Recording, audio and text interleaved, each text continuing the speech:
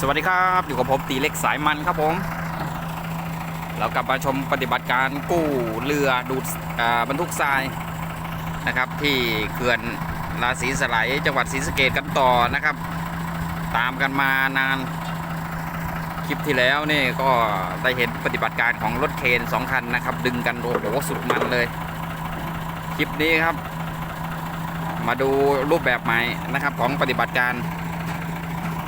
ฝั่งของรถเคน2 คันนะครับ2 คันนี่จะประสานงานกัน2 คันโดยจะทำหน้าที่ในการยกนะครับยกเรือทางฝั่งของรถเคนส่วนฝั่งนี้ครับก็จะเป็นรถวินทั้ง2 คันเช่นเดียวกันนะครับรถวินนี่จากรัตนบุรีทีมงานป๋าเรืองแล้วก็ทีมงานช่างอุ้ยรถวินนะครับอำเภอรัตนบุรีสุรินทร์ส่วนฝั่งรถเคนนี่ศรีสะเกษทั้งคู่ครับเข้าคู่เลยภาพออกมาสวยงามมากครับปฏิบัติการนี้รถวินนี่ทำหน้าที่ในการดึงนะครับส่วนรถเคนทำหน้าที่การยกเรือดูดบรรทุกทรายขนาด30 ตันความยาวกว่า20 เมตรจมอยู่ก้นแม่น้ำเขื่อนราศีสไลยครับ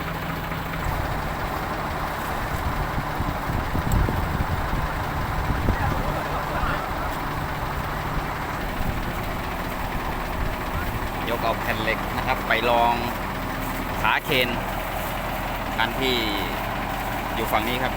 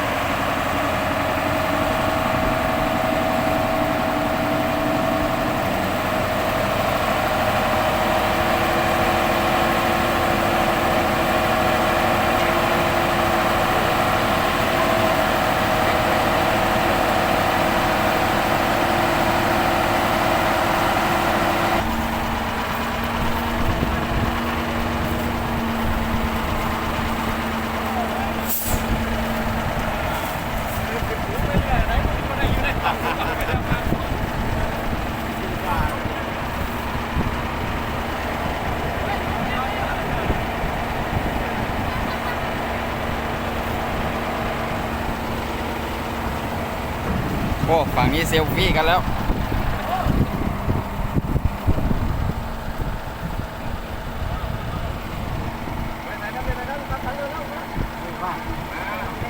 เซลฟี่กันแล้วครับฝั่งนี้ทีมรถวินครับ2 ทีมช่างอุ้ยกับป๋าเรืองครับ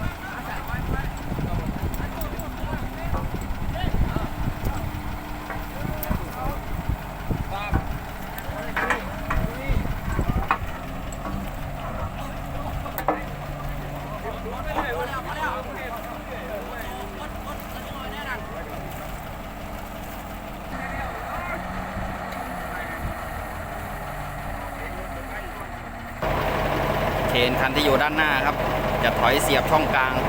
ระหว่างรถเคนแล้วก็รถวิน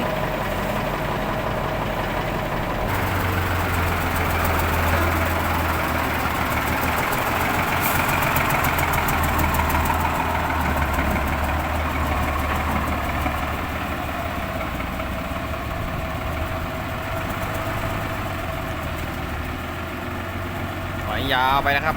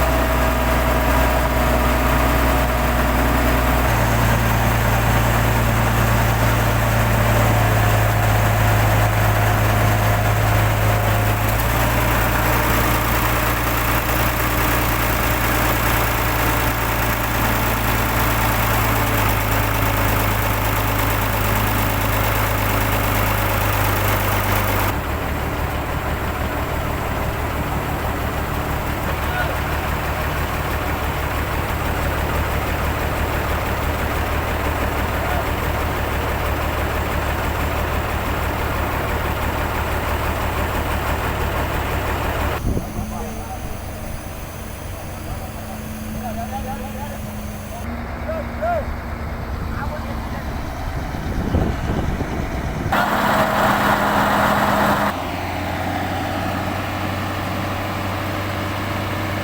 ฏิบัติการเริ่มขึ้นแล้วครับ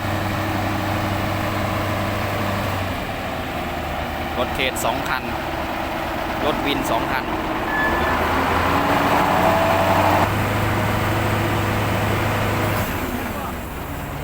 ยังไงมันน่าจะขอเดี๋ยวพูดเดียว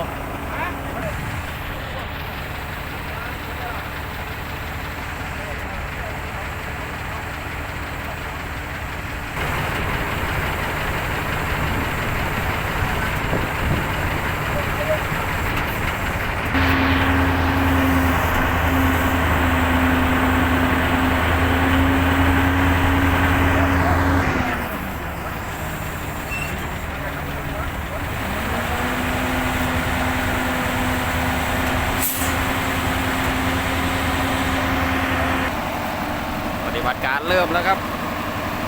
ปฏิบัติการเริ่มขึ้นแล้วขอให้ขึ้นครับขอให้ขึ้นครับ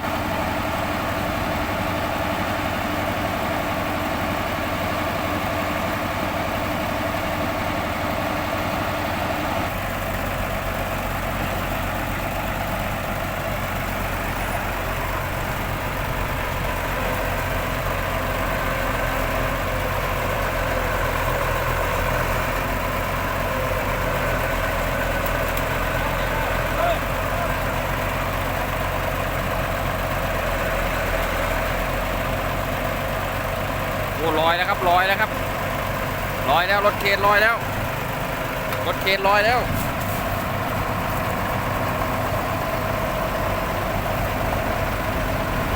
รถเคนหน้าลอยทั้ง2 คันแล้วครับ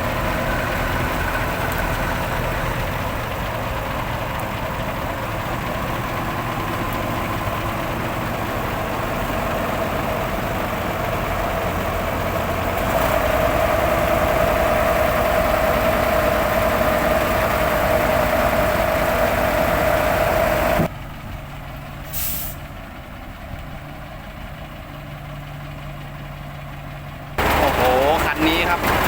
คันนี้ลื่นครับลื่นจะไหลตกขามเลยจังหวะดึงนี่ลื่นเลยครับ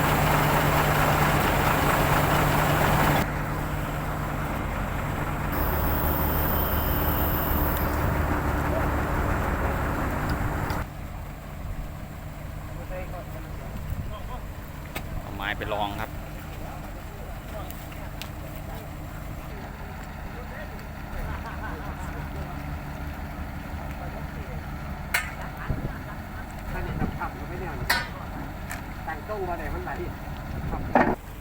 ชุดปฏิบัติการอยู่ด้านล่างครับหนาวหรือเปล่าก็ไม่รู้หนาววะทั้งล่างหนาวครับอุ่นดีอุ่นดีสุดยอดครับ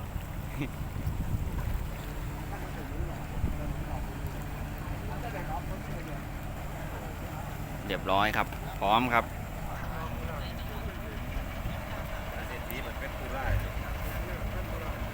เนี่ยย่องกันเนาะอยากได้ข้าวก็ย่องกันอยากกินข้าวกันอารมณ์กันดึงกันลงดึงกันไปกันมา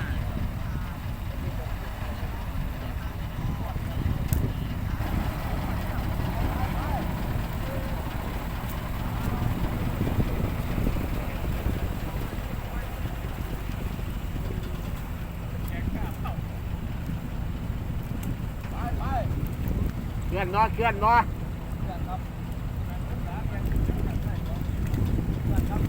ขยับแล้วครับขยับแล้วครับ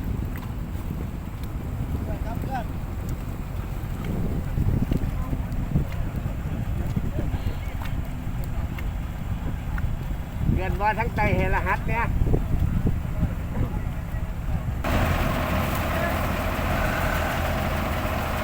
โอ้ล้อลอยทั้ง3 คันแล้วครับตอนนี้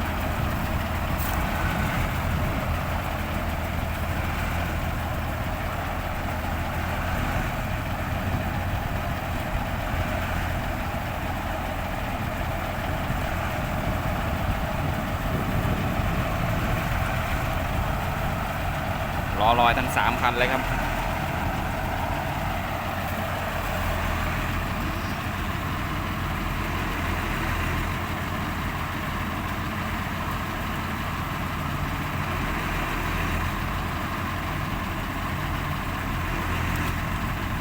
ภาพค่อนข้างจะย้อนแสงครับเพราะว่าดวงอาทิตย์ตกฝั่งนู้นพอดี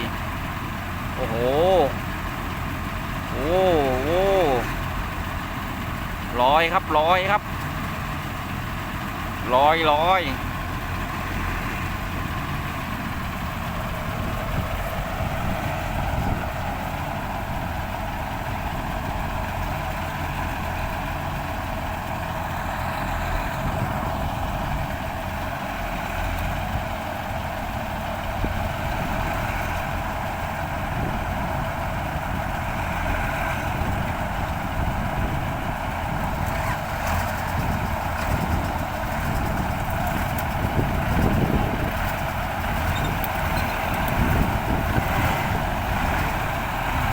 คันนี้ครับขยับตัวแล้วช่วยดึงครับ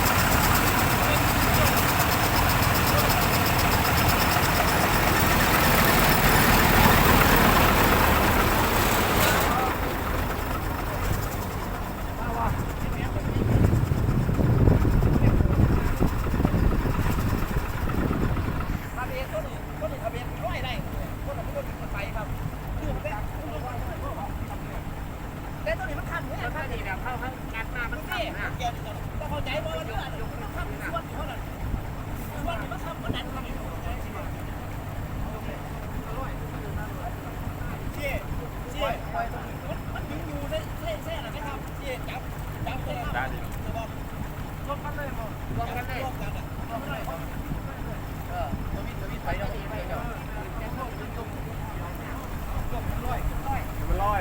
ลองรู้ไหมเงินเอาสลิปลอยมาลงมาใส่ตัวนี้ทำดีตัวขับดีปล่อยสลิงอ่ะแล้วเนี่ยขับตัวนี้อย่าให้ตัวนี้มันเลยมากหัวเดียวกันเลยตัวนี้สลิงถ้าได้ชนจากโน่นมาดีใส่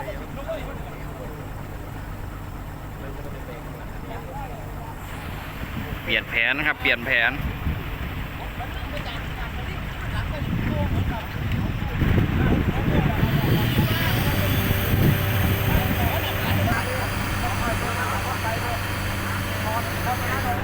กดสลิงนะครับ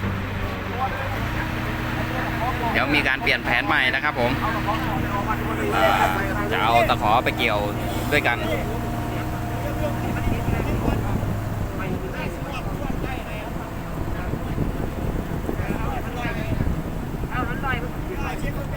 มันลอยได้ปะก็มันรวยได้กันได้ดีเลยดำน้ำลงไปดูครับอาจจะมีการปลูกสลิงรอบเรือครับยุติไว้เพียงเท่านี้ก่อนนะครับรวมไปถึงรถวินก็อาจจะขยับขยายกดออกแล้วก็มาทดใส่กับตัวนี้เลยแล้วก็ไปทดใส่กับรถรอติดตามตอนต่อไปครับผมให้เขาปลูกสลิงใหม่ก่อนครับพร้อมดึงเรามาเจอกันใหม่คลิปหน้าครับสวัสดีครับ